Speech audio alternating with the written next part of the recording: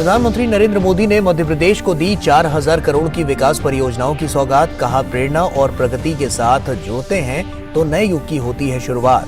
पहले चुनावी मौसम के साथ आती थी योजनाएं, अब हर वर्ग और समाज को विकास योजनाओं का मिलता है लाभ।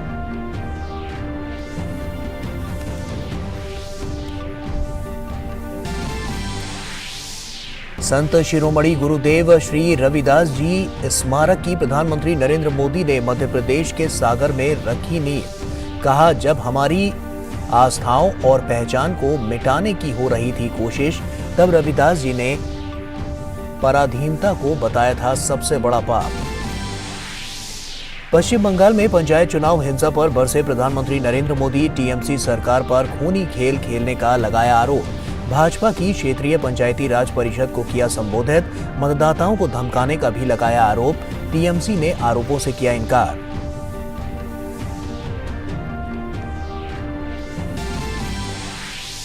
कोलकाता में G20 की भ्रष्टाचार विरोधी मंत्री स्तरीय बैठक। वीडियो कॉन्फ्रेंसिंग के जरिए प्रधानमंत्री मोदी का संदेश। कहा, भ्रष्टाचार का असर गरीब वंचित तबकों पर सबसे ज्यादा। भ्रष्टाचार से लड़ना हमारी जिम्मेदारी। आर्थिक भगौड़ों पर नकेल कसने के लिए बनाया कानून।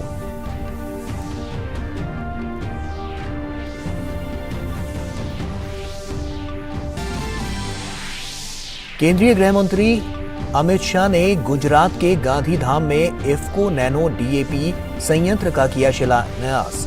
कहा, देश को एक बार फिर हरित क्रांति की जरूरत। कच्छ में बीएसएफ के मूरिंग प्लेस की रखी आधारशिला।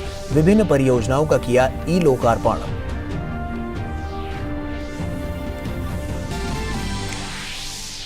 बीजेपी ने अविश्वास प्रस्ताव के दौरान लोकसभा में राहुल गांधी के भाषण को बताया उकसावे वाला बयान। अधीर रंजन चौधरी पर भी साधा निशाना। कहा, पक्ष विपक्ष दोनों के लिए है संसद। अपनी बात रखने के साथ सत्ता पक्ष को सुनना भी है जरूरी।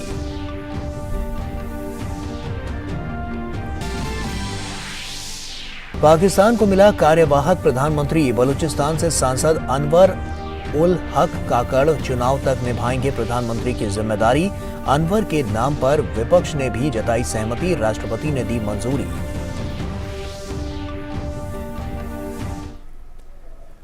नमस्कार, आप देख रहे हैं डीडी न्यूज। आपके साथ मैं हूं गौरव श्रीवास्तव। तो चलिए बुलेटिन की शुरुआत करते हैं। देश विकास के साथ साथ विरासत को भी किस तरह से सहेज रहा है, उसे संरक्षित कर रहा है, इसकी वानगी आज मध्य प्रदेश में एक बार फिर से देखने को मिली। प्रधानमंत्री ने आज मध्य प्रदेश में 4000 करोड़ रुपए से अधिक की रेल और सड़क परियोजनाओं का शिलान्यास और लोकार्पण किया। तो वहीं संत शिरोमणि गुरुदेव श्री रविदास जी स्मारक स्थल पर भूमि पूजन किया और स्मारक का शिलान्यास भी किया।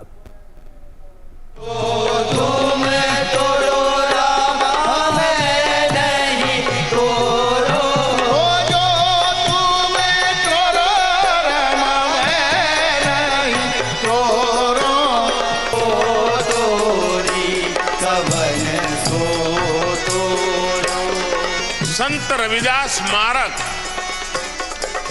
एवं संग्रहालय में भव्यता भी होगी और दिव्यता भी होगी। संतों की कृपा से मुझे इस पवित्र स्मारक के भूमि पूजन का पुण्य अवसर मिला है।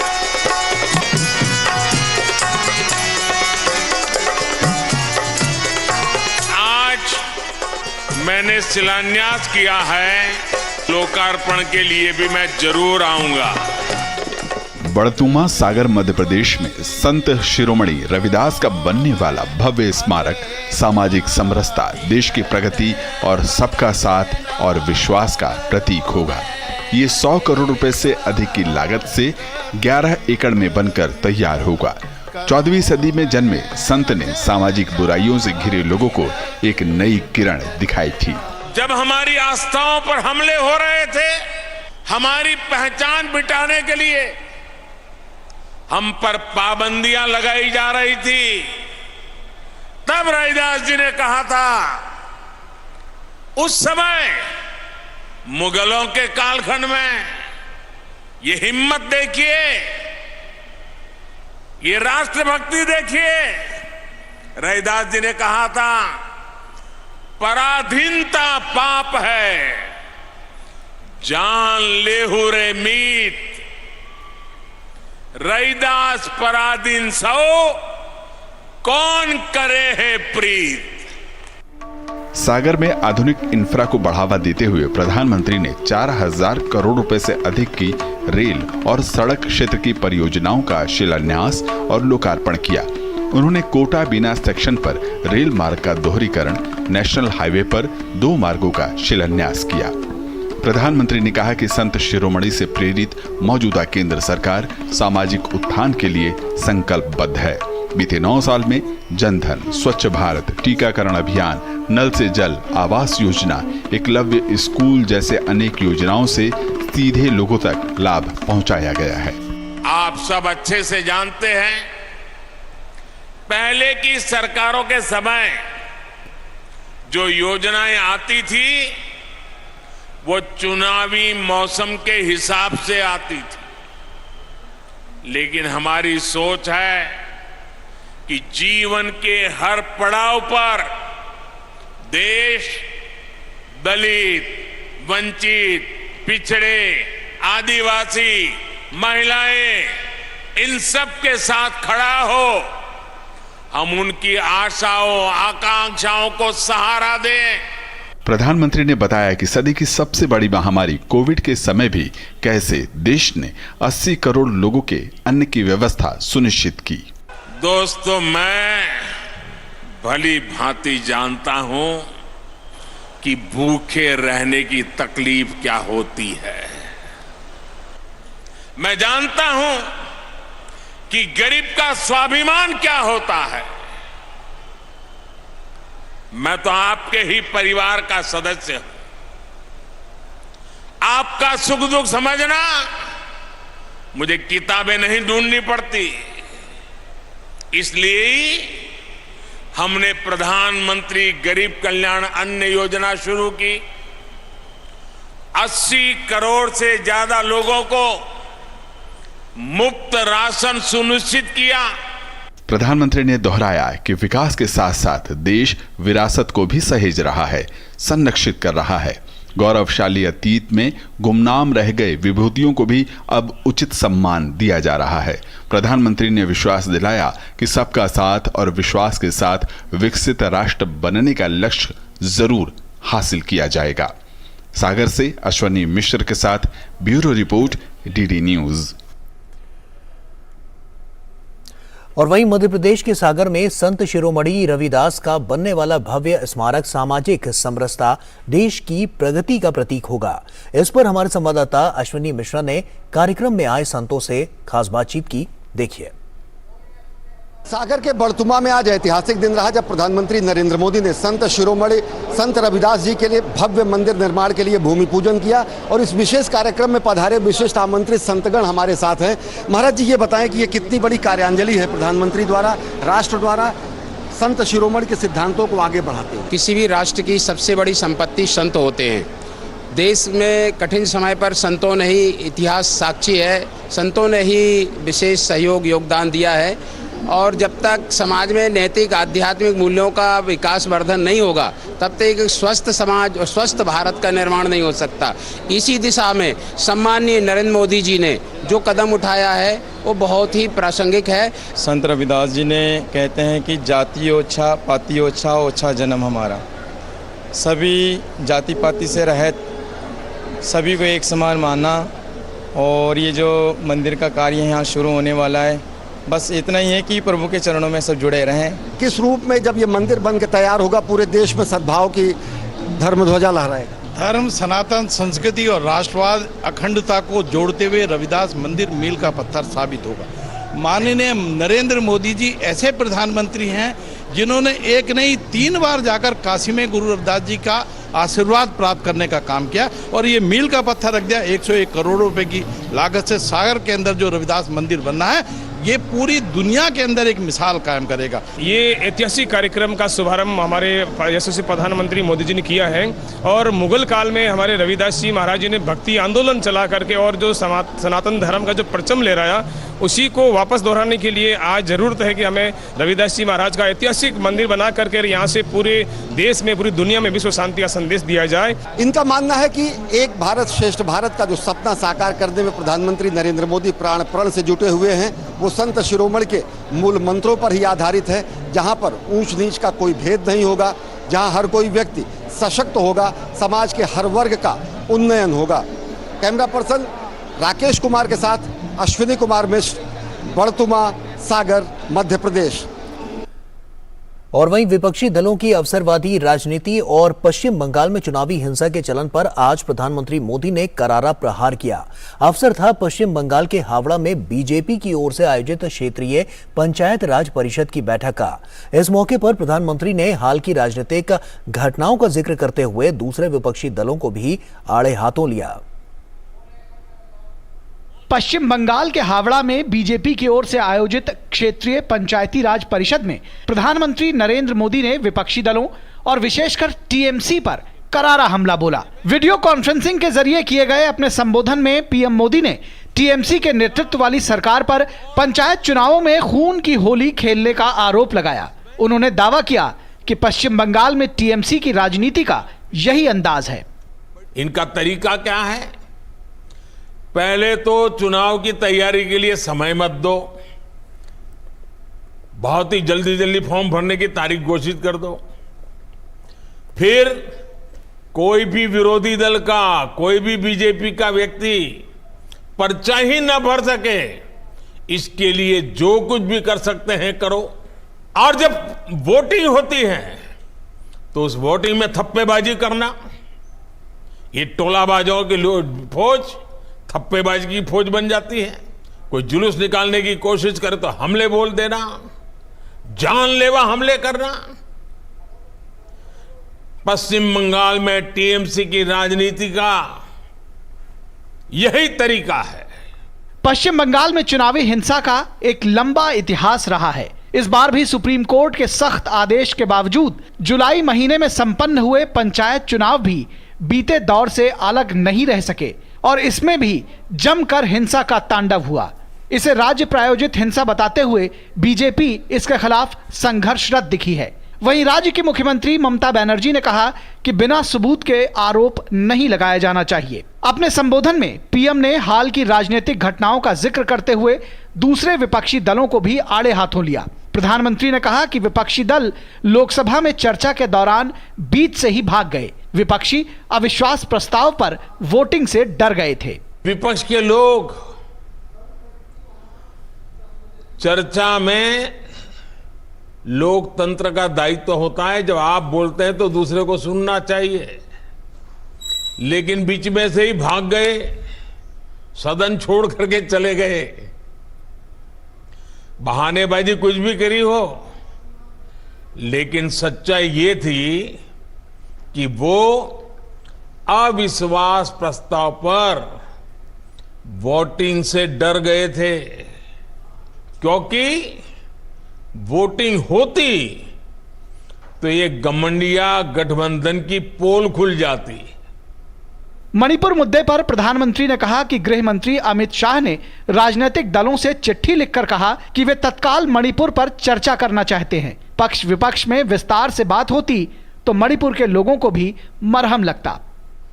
देश के गृह मंत्री, उन्होंने इन राजनीतिक दलों से चिट्ठी लिख करके कहा था कि वो तत्काल मणिपुर की चर्चा करना चाहते हैं और अकेले मणिपुर पर विशद चर्चा हो जरूरी है। इतने संवेदनशील विषय पर पक्ष विपक्ष में विस्तार से बात होती तो जरूर मणिपुर के लोगों को भी मरहम लगता और समस्या के समाधान के लिए नए नए कुछ रास्ते भी निकल आते। लेकिन ये लोग मणिपुर पर चर्चा नहीं चाहते थे। दरअसल क्षेत्रीय पंचायती राज परिषद के जरिए बीजेपी न सिर्फ पंचायत प्रतिनिधियों को उनके अधिकारों और कर्तव्यों को लेकर जागरूक कर रही है, बल्कि राज्य की ममता सरकार की कथित जन विरोधी नीतियों और हिंसा की सियासत के खिलाफ संघर्ष जारी रखने के लिए उत्साहित भी कर रही है। पार्टी अध्यक्ष जेपी नड्डा भी इससे जुड़ी बैठकों में मौजूद हैं और वो हाल में संपन्न हुए पंचायत चुनावों में बीजेपी उम्मीदवारों के अलावा हिंसा पीड़ितों से भी विशेष मुलाकात कर रहे हैं। हावड़ा से अनिब्रतों के साथ ब्यूरो रिपोर्ट, डीडी न्यूज। और वक्त यहाँ एक छोटे से ब्रेक का हो गया है, जल्द लौटते हैं। दिन तिनक दिन तिनक दिन दिन तिनक दिन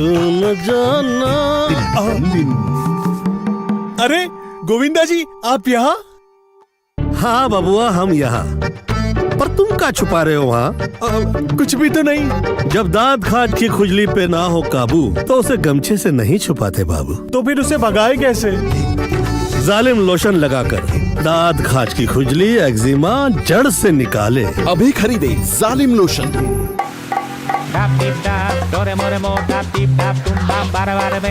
अबे देख,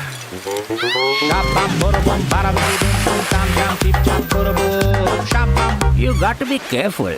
बारिश है, सड़कें बदलेंगी। Switch to Seat. बेटा change soon. It's monsoon. Goldy chole मसाले, जहाँ जाए रिश्ते बनाए। जहाँ जाए रिश्ते बनाए, गोल्डी मसाले। तो ब्रेक के बाद एक बार फिर से आप सभी का स्वागत है।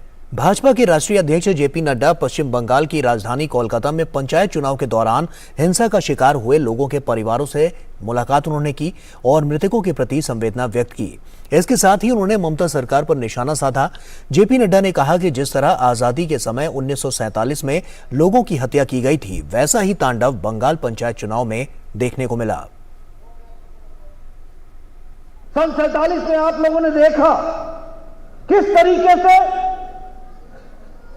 एक निशंस हत्या के साथ मौत के घाट उतारने वाला, निशंस हत्या के साथ समाज को बांटने वाला जो हमने विभाजन देखा था, दुख के साथ कहना पड़ता है कि आजाद भारत में ममता जी आपकी सरकार में ऐसा ही तांडव हमको फिर से देखने को मिला है। यह शर्मनाक बात है, यह शर्म करने वाली बात है जिसको हमको ध्यान में रखना है।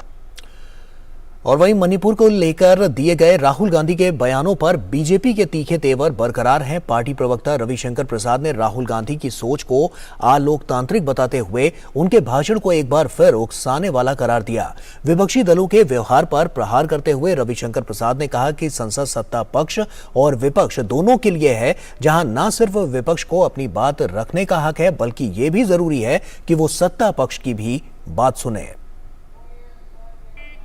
लोकसभा में कांग्रेस नेता राहुल गांधी द्वारा मणिपुर पर दिए गए बयान पर बीजेपी लगातार हमलावर है। भाजपा नेता रविशंकर प्रसाद ने राहुल गांधी पर निशाना साधते हुए उनके भाषण को एक बार फिर उकसाने वाला करार दिया। राहुल गांधी की सोच को अलोकतांत्रिक बताते हुए उन्होंने कहा कि सदन में कांग्रेस के पूर्व राष्ट्रीय अध्यक्ष ने बेहद आक्रामक शब्द का इस्तेमाल किया। राहुल गांधी पर राजनीतिक हमला जारी रखते हुए रविशंकर प्रसाद ने कहा कि राहुल गांधी अपनी क्षमता से नहीं बल्कि अपने परिवार की कृपा से नेता बने हैं। उन्होंने कहा कि पार्टी राहुल के भाषण को लेकर पूरे देश में जाएगी। राहुल गांधी, कृपा करके भारत माता की हत्या की बात अब मत करें। एक बार आपके पुरखों ने भारत का विभाजन करा दिया है, अब नहीं होगा। अब देश मजबूत है और हम लोग मजबूत हैं। देश भर में इसको ले जाएंगे हम। ये है युवराज, ये इनकी सोच है। भारत माता को खंडित करने की बात करते हैं, हत्या करने की बात करते हैं। संवाददाता सम्मेलन में रविशंकर प्रसाद ने लोकसभा में कांग्रेस नेता अधीर रंजन चौधरी के बयान को भी आड़े हाथों लिया। अविश्वास प्रस्ताव पर चर्चा के दौरान कांग्रेस नेता के आरोपों पर बीजेपी ने पलटवार किया। उन्होंने अधीर रंजन चौधरी के आरोपों को बेबुनियाद करार देते हुए कहा कि संसद सत्ता पक्ष और विपक्ष दोनों के लिए है, जहां न सिर्फ विपक्ष को अपनी बात रखने का हक है, बल्कि ये भी जरूरी है कि वो सत्ता पक्ष की भी बात सुने। विपक्ष सदन को रोकेंगे, मेजें थपथपाएंगे, स्पीकर के पास आकर हल्ला करेंगे, प्ले कार्ड्स लगाएंगे बोलने नहीं देंगे और फिर कहेंगे हमें बोलने नहीं दिया था। अविश्वास प्रस्ताव पर चर्चा के दौरान प्रधानमंत्री मोदी को लेकर की गई गलत बयानी के बाद निलंबित किए गए कांग्रेस नेता अधीर रंजन चौधरी ने कहा है कि उनका इरादा किसी को ठेस पहुंचाने का नहीं बल्कि अपनी दलीलों को स्पष्टता देनी थी। दरअसल कथित अनियंत्रित व्यवहार को लेकर लोकसभा से अधीर रंजन चौधरी को निलंबित कर दिया गया है। कांग्रेस नेता ने कहा कि अपने निलंबन को चुनौती देने के लिए अगर जरूरत पड़ी तो वो अदालत का रुख कर सकते हैं। Bureau report, DD news. और वक्त यहां एक और छोटे से ब्रेक का है, जल्द लौटते हैं।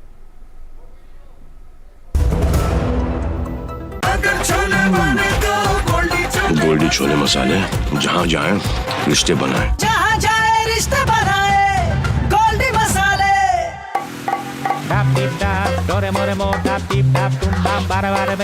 अबे देख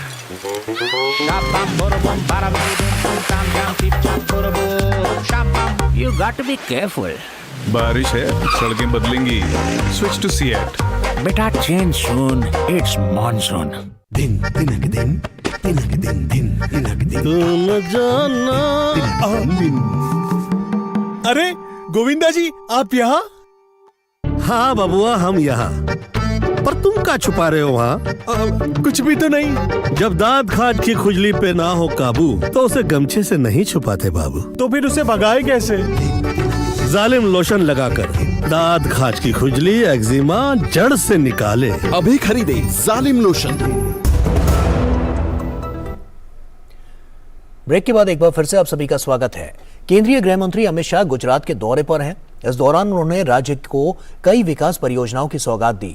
कोटेश्वर में शुरू की गई विभिन्न परियोजनाओं का जिक्र करते हुए अमित शाह ने कहा कि सीमा पर लगे कैमरे से पाकिस्तान की हरकतों पर नजर रखी जाएगी ताकि गुजरात सहित देश की सुरक्षा सुनिश्चित हो सके। गृह मंत्री अमित शाह 2 दिवसीय गुजरात दौरे पर हैं। अपने पहले पड़ाव के तहत अमित शाह गुजरात के कच्छ पहुंचे, जहां उन्होंने सीमा सुरक्षा बल यानी कि तटीय चौकियों का ऑनलाइन उद्घाटन किया। दरअसल ये चौकियां कच्छ जिले में मेडी और जखाऊ के बीच 164 करोड़ रुपए की लागत से बनाई जा रही हैं, जो ऐसी 18 चौकियों में शामिल हैं। इसके अलावा कोटेश्वर में 60 एकड़ में बन रहे बीएसएफ के मूरिंग प्लेस की आधारशिला भी रखी। मूरिंग प्लेस ऐसी जगह होती है जहां जहाजों का ठहराव होता है। गृह मंत्री ने भारतीय चौकी हरामी नाला के पास भारत पाकिस्तान सीमा का दौरा भी किया। कच्छ के कोटेश्वर में बीएसएफ जवानों को संबोधित करते हुए गृह मंत्री ने कहा कि आपके सीमा पर मुस्तैद रहने से देशवासी चैन से सो पाते हैं। भारतीय थल सेना की तरह जल, थल और आकाश तीनों मार्ग का सुरक्षा करने का सामर्थ्य, कुव्वत और हौसला बीएसएफ में है। देश की सीमाओं का सुरक्षा का जहां तक सवाल है, मैं चैन की नींद इसलिए सो पाता हूं कि आप वहां पर खड़े हैं और आप वहां पर कर्तव्य। अमित शाह ने कच्छ में कई विकास परियोजनाओं का शिलान्यास भी किया। गृह मंत्री ने कच्छ में सर क्रीक बॉर्डर का दौरा कर सुरक्षा व्यवस्था का जायजा भी लिया। गृह मंत्री अमित शाह ने बीएसएफ जवानों को संबोधित करते हुए कहा कि जिस तरह से वे देश की सुरक्षा कर रहे हैं, उसी तरह से मोदी सरकार आयुष्मान कार्ड के जरिए देश के जवानों के परिवार की सुरक्षा कर रही है। कोटेश्वर में शुरू की गई विभिन्न परियोजनाओं का जिक्र करते हुए अमित शाह ने कहा कि सीमा पर लगे कैमरे से पाकिस्तान की हरकत पर नजर रखी जाएगी ताकि गुजरात सहित देश की सुरक्षा सुनिश्चित हो सके। लगभग 9.5 मीटर ऊंचे इस टावर में आधुनिक से आधुनिक कैमरे लगे हैं, जो पाकिस्तान की ओर से होती हुई छोटी से छोटी बारीक मूवमेंट को कैप्चर कर हमारे सुरक्षा प्रहरियों को समाचार पहुंचाएगा। अपने दौरे में गृह मंत्री ने कंडला में इफ्को के नए नैनो फर्टिलाइजर प्लांट का शुभारंभ भी किया। देश को सहकारिता के माध्यम से समृद्ध बनाने में उन्होंने प्रधानमंत्री मोदी के योगदान का जिक्र भी किया। इफ्को के तरल पदार्थ के रूप में नैनो डीएपी के उत्पादन को बड़ी उपलब्धि करार देते हुए उन्होंने कहा कि इससे न सिर्फ देश के किसानों को फायदा मिलेगा बल्कि खेत मिट्टी को सुरक्षित रखने में भी मदद मिलेगी। नैनो यूरिया तरल से हमारी धरती माता संरक्षित होगी, इसके अंदर केमिकल का जहर नहीं घुलेगा, इसकी उर्वरकता बरकरार रहेगी। गृह मंत्री ने पीएम मोदी के नेतृत्व में एक और हरित क्रांति की जरूरत बताया। उन्होंने कहा कि देश के किसानों को जैविक खेती के क्षेत्र में हरित क्रांति लानी होगी ताकि उनकी आय में इजाफा हो। अपने संबोधन में उन्होंने कृषि क्षेत्र में सरकार के 3 लक्ष्यों को गिनाया, जिसमें सभी प्रकार के अनाज उगाना, प्रति एकड़ उत्पादन बढ़ाना और जैविक खेती से उत्पादित अनाज को विदेशों में निर्यात कर किसानों की आय बढ़ाना शामिल है। और प्रधानमंत्री नरेंद्र मोदी के आह्वान पर वीर शहीदों और स्वतंत्रता सेनानियों को याद करता मेरी माटी मेरा देश अभियान पूरे देश के कोने कोने में जन आंदोलन की तरह मनाया जा रहा है। इस अभियान में हर उम्र और वर्ग के लोग बढ़ चढ़कर हिस्सा ले रहे हैं।